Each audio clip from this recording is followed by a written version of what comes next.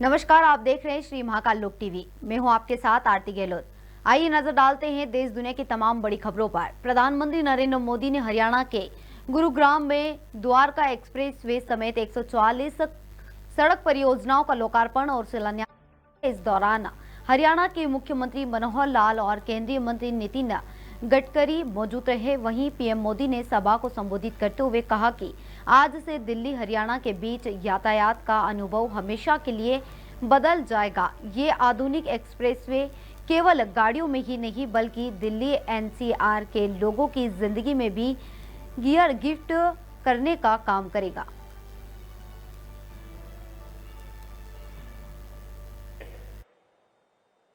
आज से दिल्ली हरियाणा के बीच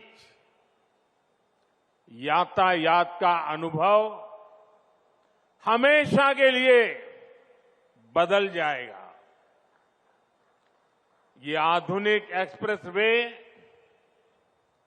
केवल गाड़ियों में ही नहीं बल्कि दिल्ली एनसीआर के लोगों की जिंदगी में भी गियर शिफ्ट करने का काम करेगा। मैं दिल्ली, एनसीआर और हरियाणा की जनता को इस आधुनिक एक्सप्रेसवे के लिए अनेक अनेक शुभकामनाएं देता हूं। दिल्ली में सशक्त नारी विकसित भारत कार्यक्रम में प्रधानमंत्री नरेंद्र मोदी ने कहा कि जब भी मैंने महिला सशक्तिकरण की बात की है, कांग्रेस जैसी पार्टियों ने मेरा मजाक उड़ाया और मेरा अपमान किया। मोदी की योजनाएं जमीनी अनुभवों का नतीजा है।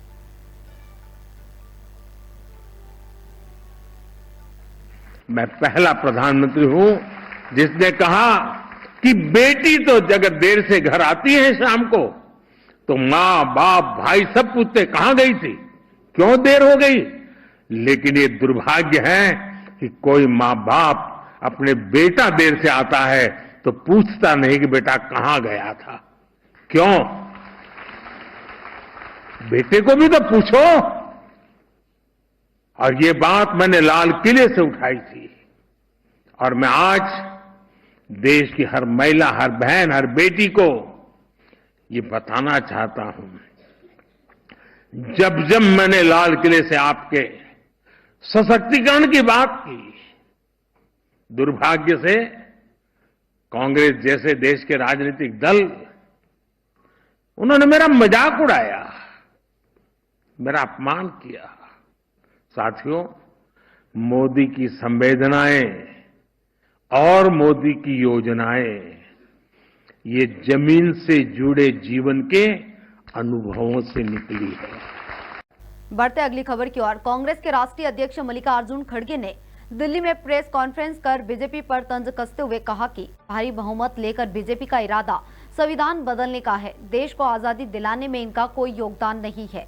उन्होंने तिरंगा का भी विरोध किया। आज भी अपना भगवा झंडा आरएसएस लगाती है। ये कहते हैं तो ये जो देश में चल रहा है और उसका मकसद भारी बहुमत लेने का, संविधान बदलने का ही उनका इरादा है।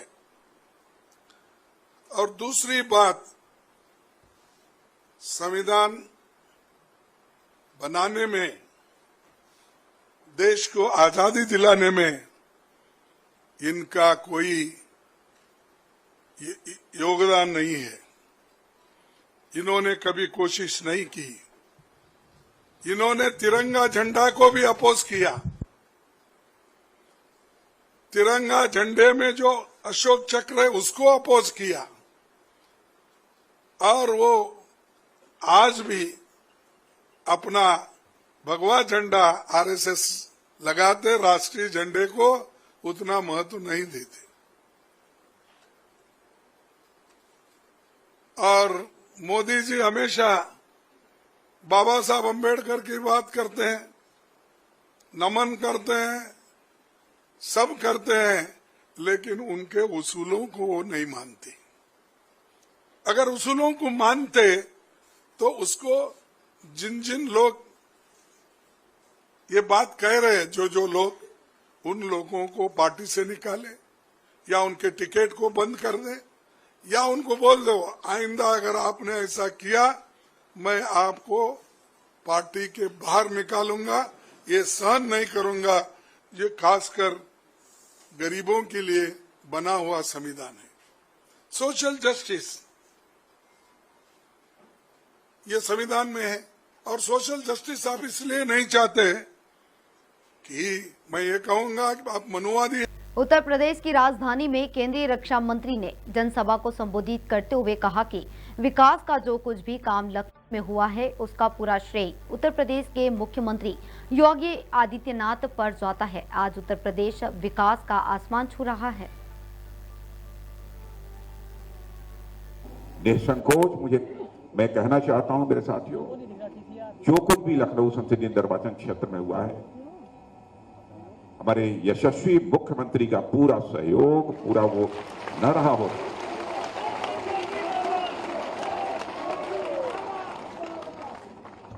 मैं समझता हूं कि ये सब सारे काम किसी भी सूरत में संभव न हो पाए। अभी ये बैठे बैठे यहां पर पूछ रहे थे मुझसे मुख्यमंत्री जी, और यदि कोई काम मेरी छूटा हुआ हो तो हमको बतलाइए ताकि जल्दी से 2-3 दिन के अंदर।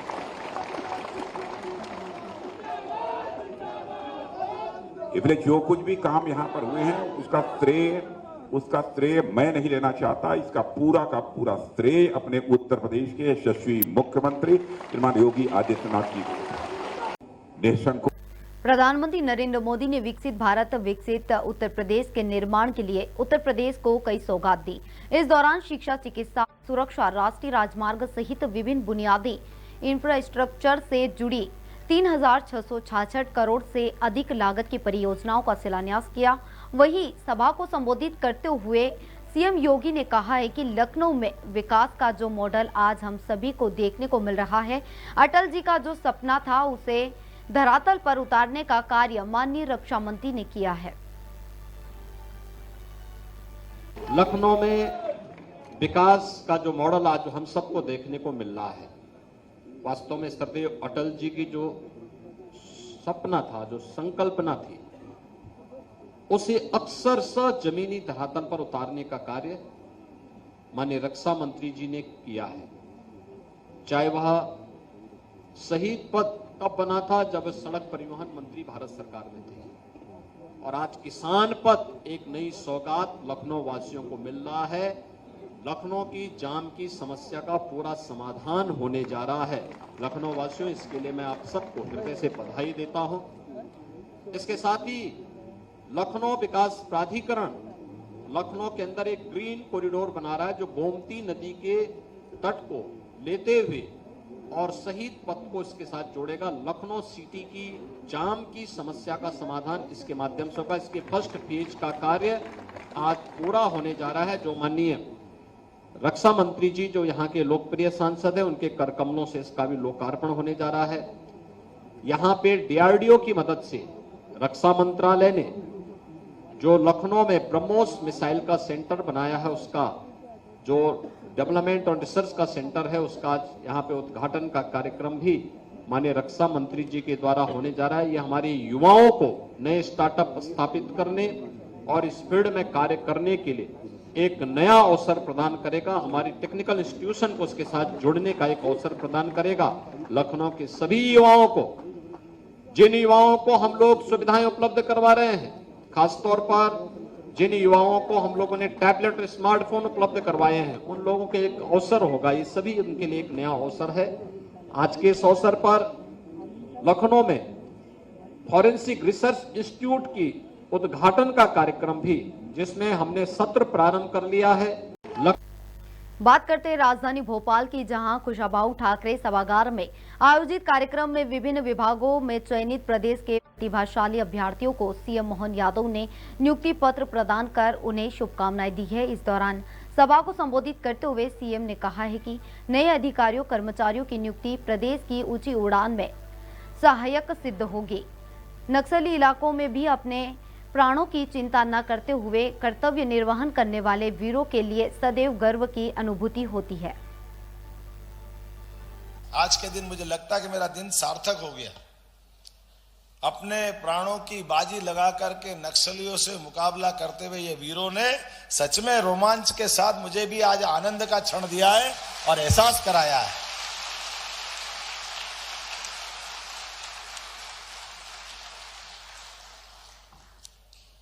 नक्सलियों के क्षेत्र में जाने से मात्र से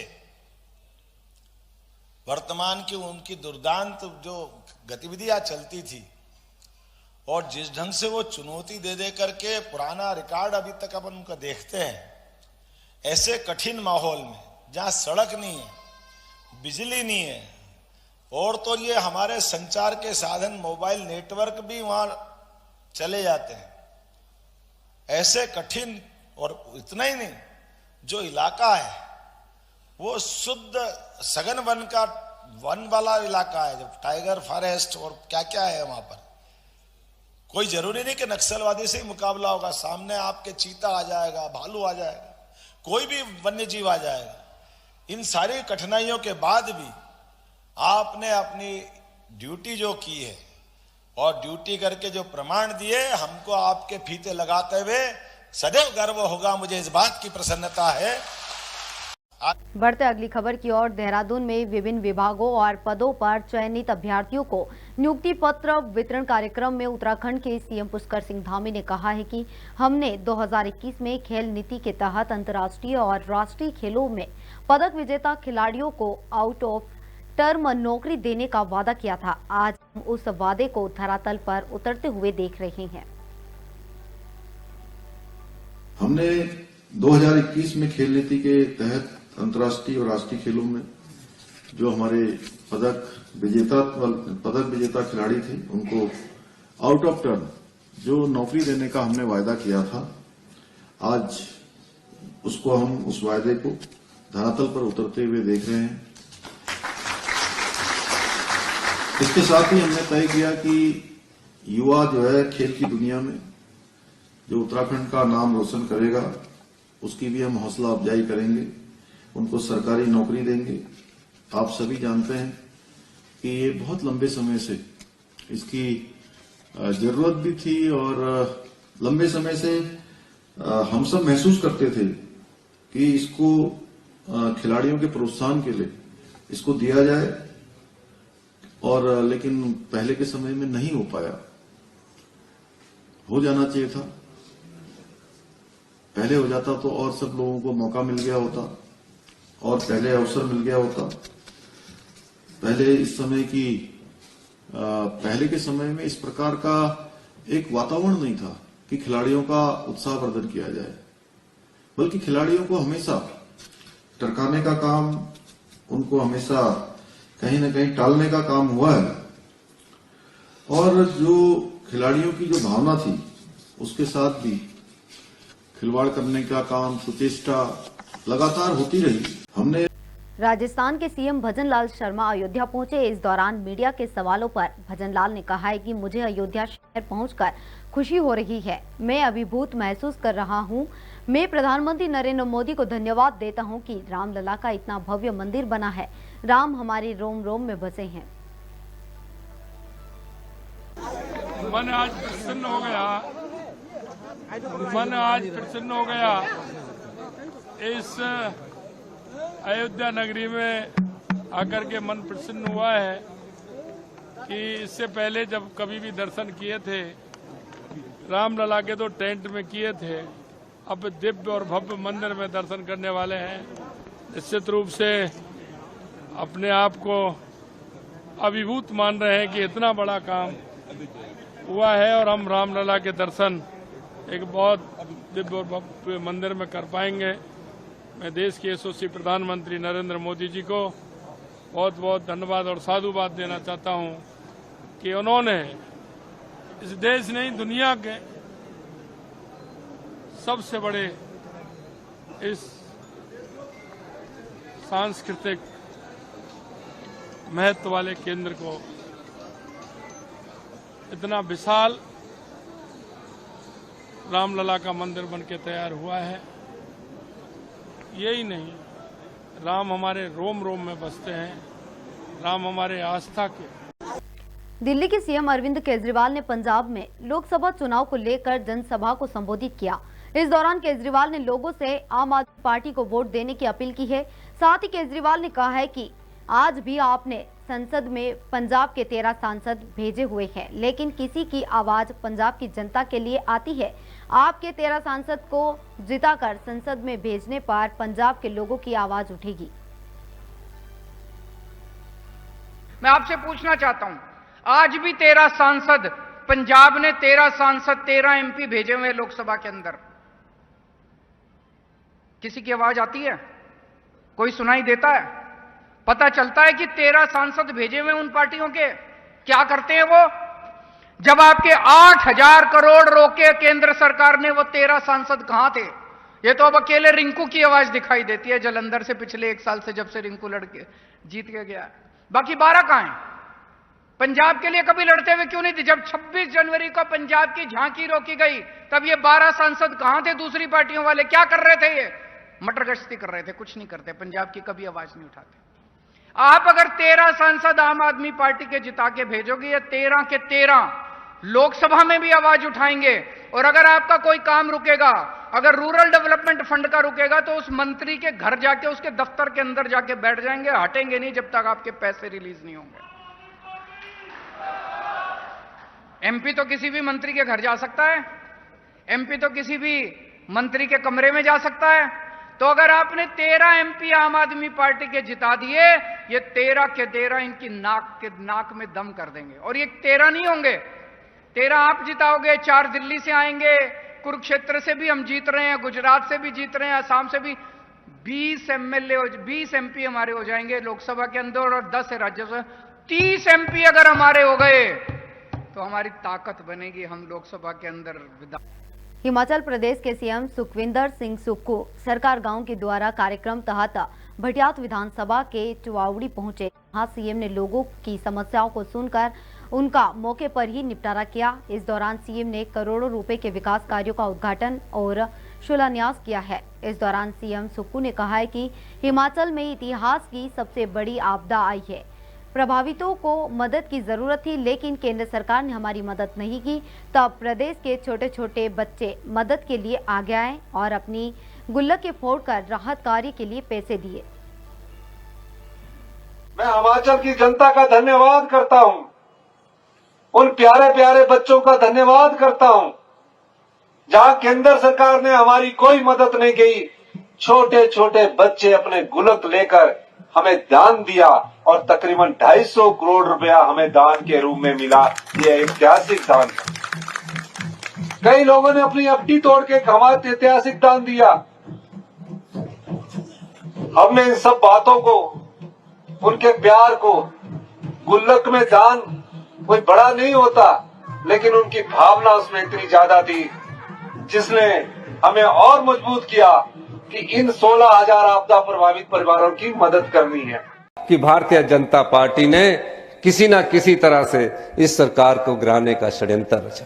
षड्यंत्र रचते, लेकिन ऐसे समय षड्यंत्र रचा जब जनता के बल बोर्ड पर वो चुनाव नहीं जीत सके, तो धन के बल से उन्होंने विधायकों की जो खरीद फरोख्त की, आज वो विधायक इस दरवाजे से उठकर दूसरे दरवाजे में जा रहे हैं। ऋषिकेश के ताज होटल में बैठे हैं। 10 दिन से उन्हें अपनी जनता की सुध नहीं है, लेकिन कुछ लोग लोकतंत्र की रक्षा के लिए खड़े होते हैं और कुछ लोग लोकतंत्र की हत्या करने के लिए दिन प्रतिदिन होटल में जा घूमते न। इधर सपा सांसद डिंपल यादव ने मैनपुरी का दौरा किया है। इस दौरान डिंपल यादव ने मीडिया के सवालों पर कहा है कि उत्तर प्रदेश में सपा और कांग्रेस का अलायंस मजबूत है। टीएमसी कोलकाता में बहुत मजबूती के साथ चुनाव लड़ने जा रही है। आगे डिंपल यादव ने कहा है कि हम उत्तर प्रदेश में मजबूती के साथ चुनाव लड़ने जा रहे हैं। तो मायावती जी का बयान आया है, तो डेफिनेटली मीडिया वाले ही खबरें उड़ाते भी हैं और विपक्ष पार्टियां प्लांट भी करती है खबरें। तो जो उनकी बात कही गई है, तो मैं समझती हूँ सही है।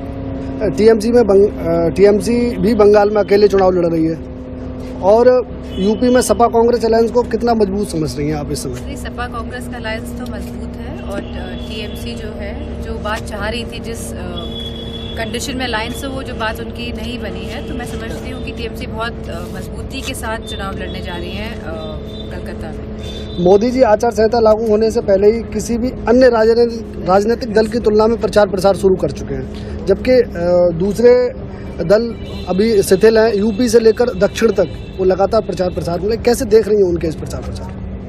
नहीं, प्रधानमंत्री जी हैं, वो भाजपा के बहुत प्रमुख नेता हैं, तो उन्होंने अपना प्रचार प्रसार शुरू कर दिया, तो ये अच्छी बात है। इधर नेशनल कॉन्फ्रेंस के उपाध्यक्ष अमर अब्दुल्ला ने मीडिया के सवालों पर कहा है कि अगर हम अड़े होते तो ममता बनर्जी की तरह सभी 6 सीटों पर अपने उम्मीदवार घोषित करते। हम 50% सीटों पर अपने उम्मीदवार खड़े नहीं कर रहे। पश्चिम बंगाल में ममता बनर्जी ने कांग्रेस की जीती हुई सीट भी कांग्रेस के लिए नहीं छोड़ी। हम कांग्रेस के साथ 3 सीटों पर समझौता करने को तैयार हैं। मतलब हम कहाँ रिजिड हैं? अगर हम रिजिड होते हम 6 की 6 सीटों पे अपने उम्मीदवार खड़े करते, जिस तरह ममता बनर्जी ने किया। वो आपको दिखता नहीं है। आपको फ्लेक्सिबिलिटी सिर्फ तब नजर आएगी जब हम अपनी जीती हुई सीटें छोड़ दें। हमने फ्लेक्सिबिलिटी दिखाई ना। 50% सीटों पे हम अपने उम्मीदवार खड़े नहीं कर रहे हैं। ये आपको फ्लेक्सिबिलिटी नजर नहीं आती? ये हमारे तरफ से फ्लेक्सिबिलिटी है ना। 50% सीटें हम छोड़ रहे हैं। मुझे इंडिया अलायंस का एक और कोई ऐसा रियासत दिखाइए ना जहां पे 50% जो है सीटों पे इस तरह का समझौता हुआ हो।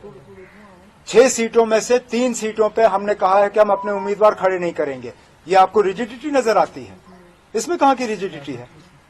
और मुझे ये बताइए ना, किस रियासत में कांग्रेस का, इंडिया अलायंस का कोई एलाय उन्होंने अपनी जीती हुई सीट अलायंस के लिए छोड़ी हो?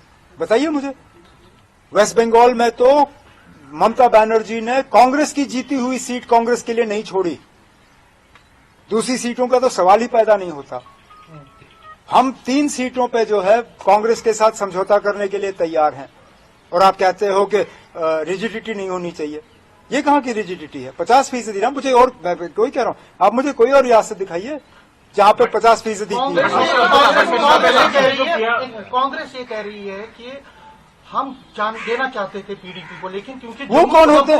वो मैं माफी चाहता हूं ना, कांग्रेस कौन होती है देने वाली? और अगर कांग्रेस देना चाहे तो शौक से दे। 3 सीटें कांग्रेस के पास हैं। जम्मू सीट, उधमपुर सीट और लद्दाख सीट कांग्रेस के पास है। किसने रोका उनको? शौक से दे दें। बात करते हैं मध्य प्रदेश के उज्जैन की, जहां कोठी पैलेस स्थित प्रशासनिक संकुल भवन पर पुलिस पेंशनर्स कर्मचारी ने पेंशन में 8% की बढ़ोतरी को लेकर मुख्यमंत्री के नाम कलेक्टर को ज्ञापन दिया। जिला अध्यक्ष प्रमोद सिंह भदौरिया ने बताया है कि केंद्र सरकार द्वारा 2 बार 4% करके महंगाई भत्ता बढ़ाया गया है, लेकिन जो उन्हें पेंशन मिल रही है उसमें अभी तक ऐड नहीं किया गया है। इसी के चलते सभी पेंशनर्स कर्मचारियों ने मुख्यमंत्री के नाम कलेक्टर को ज्ञापन सौंपा और कार्रवाई की मांग की है। साथ ही कर्मचारियों ने कहा है कि अगर जल्द ही हमारी पेंशन में 8% की बढ़ोतरी नहीं की गई तो आने वाले लोकसभा चुनाव का हम बहिष्कार करेंगे। आज हमारे पुलिस पेंशनर संघ के द्वारा जो केंद्र सरकार द्वारा 8%, 2 बार में 4% के उससे 8% महंगाई भत्ता बढ़ाया गया है, जो हम लोगों को अभी तक पेंशनर संघ को नहीं मिला है, किसी भी पेंशनर संघ को। इसके उपलक्ष्य में माननीय मुख्यमंत्री महोदय को श्रीमान कलेक्टर महोदय से के द्वारा ज्ञापन दिया गया है। अगर नहीं मानी जाएगी तो हम और उससे आगे आंदोलन करेंगे, और इसका जो है चुनाव आ रहा है, इसमें चुनाव में भी मांग करेंगे। कई बार हम लोगों ने ज्ञापन दे दिए हैं, लेकिन अभी तक कोई हमारी समस्या। बात करते हैं यूपी के जालौन जिले की, जहां कोस तहसील परिसर में लेखापालों ने धरना दिया है। धरने पर बैठे लेखपाल ने अधिकारियों के खिलाफ जमकर नारेबाजी की और तहसीलदार एसडीएम पर अभद्रता करने का आरोप भी लगाया है। दरअसल 2 दिन पहले काम में लापरवाही करने पर 16 लेखापालों पर 1 दिन के वेतन काटने की एसडीएम ने कार्रवाई की थी। वही वेतन काटने के साथ लेखपालों से अभद्र व्यवहार करने से नाराज लेखपाल धरने पर बैठ गए हैं। हमें शाम के 6 बजे के बाद मीटिंग के लिए ऑफर करते हैं और हम लोग बाहर से आते हैं पता पड़े कि कहीं एक्सीडेंट हो जाए या कुछ हो जाए तो इसका जिम्मेदार, जबकि समय 5 बजे तक का है, इसलिए है। और क्या समस्या है? और समस्या सम्मान की है। सम्मान में सब अपशब्द भाषा का प्रयोग करते हैं, बेशर्म कहीं कुछ कहते हैं, बदतमीज। वहाँ कौन सा गांव था ये, खेराबेड़ा में लेखपाल जी के साथ अभद्रता की गई। ये हमारे समाज की, हमारे संदर्भ की सम्मान की लड़ाई के प्रति है। यहाँ पे हमारे अधिकारीगण ऐसा काम करवाते हैं, आज ही करो, तत्काल करो, अभी करके आओ। तो काम इसलिए होते हैं जो महीनों के काम आज ही कैसे हो जाए। यदि इस बात की बात करते हैं, ऐसी अभद्रता की बात कर देते हैं, इतना असभ्य प्रयोग कर देते हैं बातों में, हम लोगों की उत्तेजना खड़ी हो जाती है, हम लोगों का खून खोलने लगता है। इस प्रकार से करते हैं कि लोग क्या करते रहते हो, तुम नाकार हो, मक्कार हो। मैं एक लेखपाल हूँ और मेरे पास इस समय 3 हल्के का मैं कार्य देख रहा हूँ और लेखपालों की भारी कमी है। क्या समस्या थी कि जिसको लेकर के आप लोग धरने पे बैठ गए आज? समस्या सबसे ज्यादा हम लोगों की ये है कि हम लोग जो काम कर रहे हैं इस समय, शासन की तरफ से एग्री स्टैक की योजना हो या ओलावृष्टि का पैसा हो या क्रॉप कटिंग हो या तमाम जो भी कार्य हम लोगों की तरफ से चल रहे हैं, रियल टाइम खतौनी हो, जो भी काम चल रहे हैं इस समय, हम लोग सारे काम कर रहे हैं। उसके बावजूद भी हम लोगों को बदतमीज, बेशरम और इन शब्दों से नवाजा जा रहा है सारे लेखपालों को, जिससे हम लोगों का जो क्या कहते हैं कि हम लोगों का जो स्तर होना चाहिए वो गिर गया है बिल्कुल। लेखपालों के पास काम क्या देखता है, एक लेखपाल के पास 3 से और 4 तक, और इस वजह से लेखपालों के पास इतना प्रेशर है कि एक दिन में काम कार्य कराना चाहिए, जो कि संभव नहीं है। आपदा भी है, यदि स्टेटिक काम चल रहा है और सब रियल टाइम लेखपाल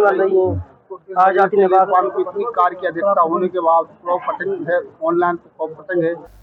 अलग अलग गांवों से बच्चों को लेकर बमोरा स्थित स्कूल जा रही मैजिक आकाशोदा गांव में पलट गई है। चिंतामन थाने के प्रभारी बब्बू मंडलोई ने बताया है कि बमोरा स्थित SGM इंग्लिश स्कूल का मैजिक वाहन सुबह बच्चों को लेकर स्कूल की तरफ जा रहा था, तभी आकाशोदा रोड पर मैजिक वाहन पलट गया है। दुर्घटना में करीब 14 बच्चों घायल हुए हैं, जिसमें से 2 बच्चों के सिर में गंभीर चोट आई है।